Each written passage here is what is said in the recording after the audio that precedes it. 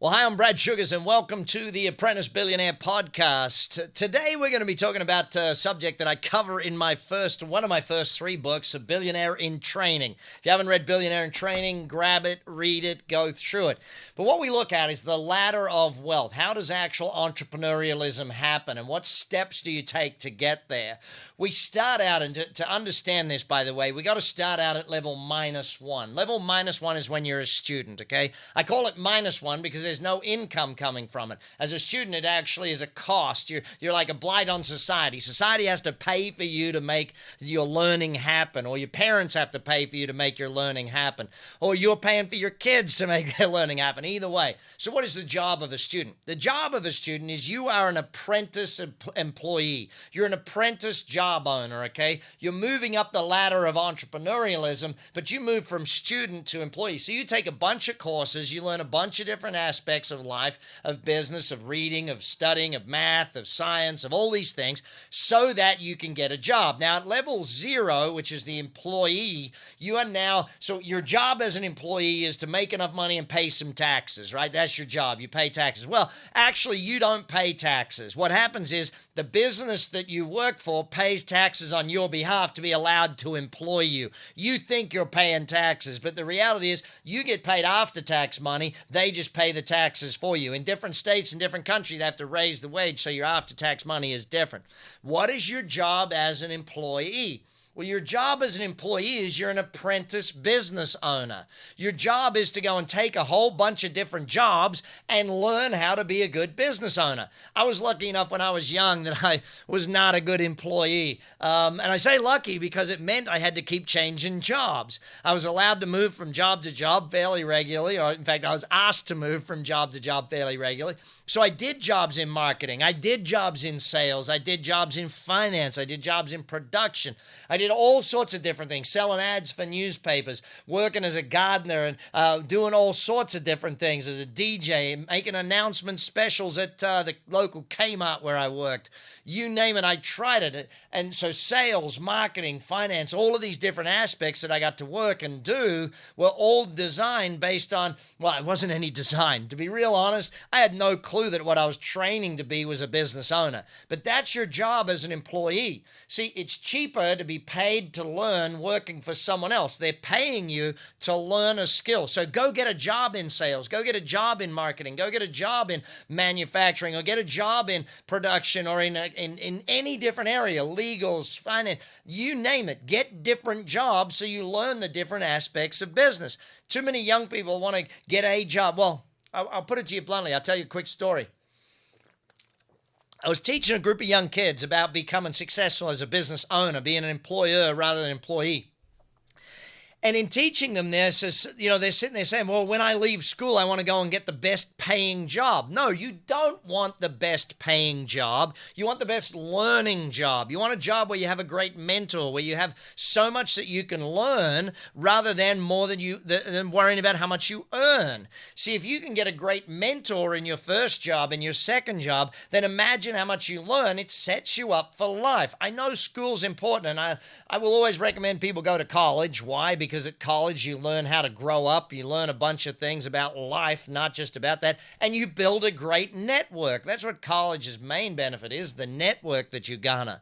So you get to that level of employee, you got to have a bunch of different jobs. You got to learn a bunch of different things because you're setting yourself up to be the owner of a business. Now, from level 0 employee, eventually you'll step up to self-employed. Now, most people do this part-time in the beginning. They normally start a part-time thing, whether it's a multi-level or network marketing thing, or whether it's a part-time business out of their garage, or whether it's something that they do for, anything it is. Your side gig is the starting point of learning to be a business owner. So you start a side gig, you start your own business, you start something doing that. You're self-employed. There's only one person working for you. It's you.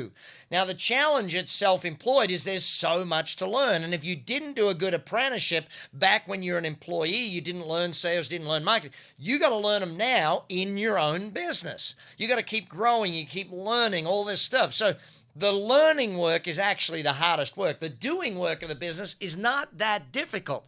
The easy work is the doing work. The hardest work is learning sales, learning marketing, learning how to get a customer, keep a customer, learning all of these different aspects. Now, it's self-employed. You're on what I call the seesaw of business. It's like go and get a sale, go and make a sale. Do the work, make the sale, do the work, make the sale. You're crazy at this point. You're running backwards and forwards up the seesaw, and hey presto, you're wondering why you're tired. Why? Because you have every single job in the business. If you did an organization chart of the business, your name is in every single box of the organization chart. And that's not a bad thing. It's how almost all of us got started. It's how I got started, how a lot of my friends got started.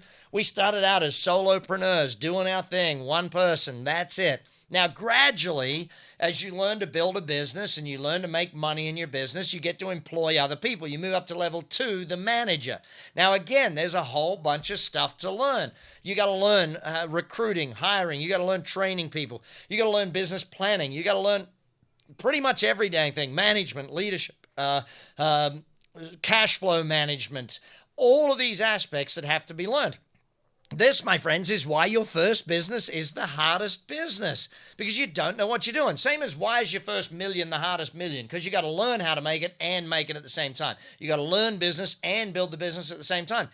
Most people who go to self-employed end up bailing out and saying, they don't fail, they just bail out. They say, to heck with it, this is too hard, I'm going to go back and get a job.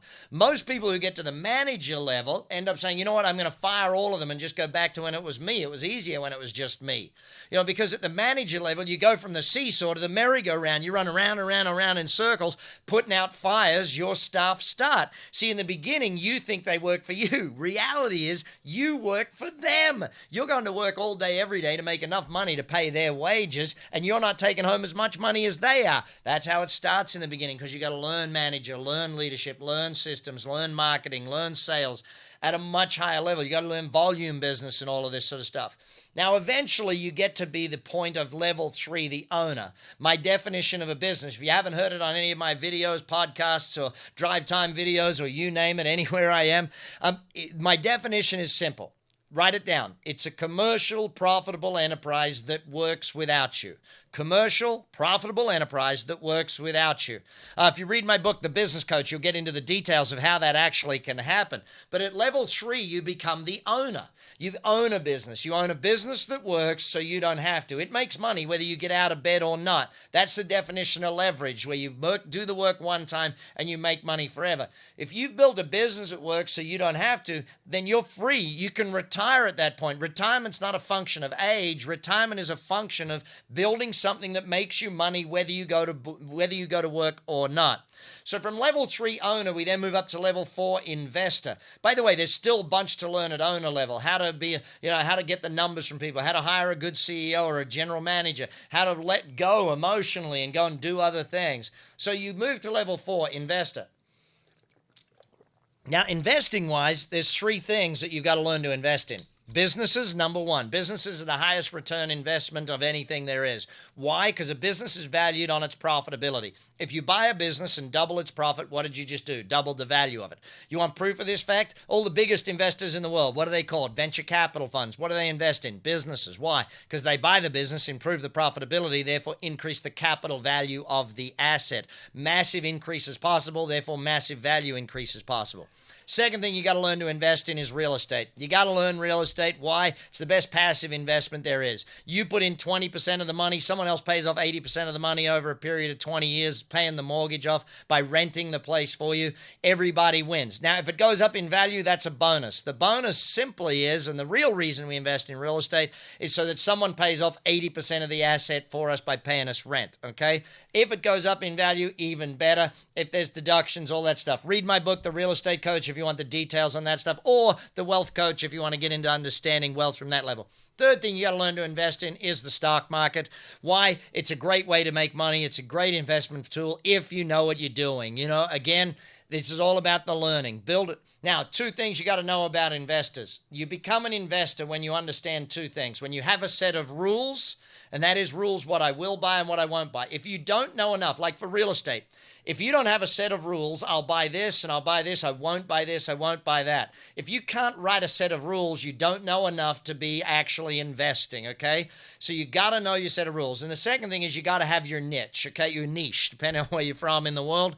You got to pick a niche and you got to make sure that's the area that I'm going to focus in on. Invest where you're a genius, invest where you're an expert. Don't invest in stuff you don't really understand. Even in the stock market, know your rules, know your niche. Business, know your rules, know your niche, okay? Stick with them and make sure you become it. Then ultimately you get to level 5, the entrepreneur. This is where you actually make money using other people's money and other people's time. You build concepts. So in business at the entrepreneur level, you would build a business, either sell shares or sell franchise or sell licenses to other people. In real estate, you would develop property and sell it on to other people. In the share market, you would build a business and actually put it into a public trading situation, do an offer to the public, or you know, all this sort of stuff. So we start out at the student, level -1. You're an apprentice employee. You start out as an employee, you're an apprentice business owner. Self-employed, you're an apprentice manager. You got to learn how to manage people, build the business. You then build a business that works without you.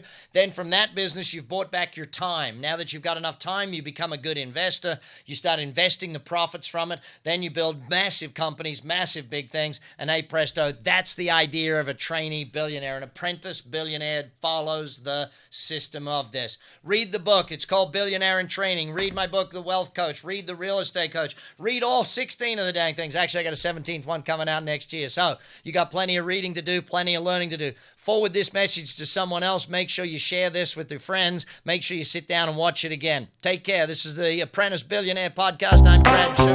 Enjoy your learning today.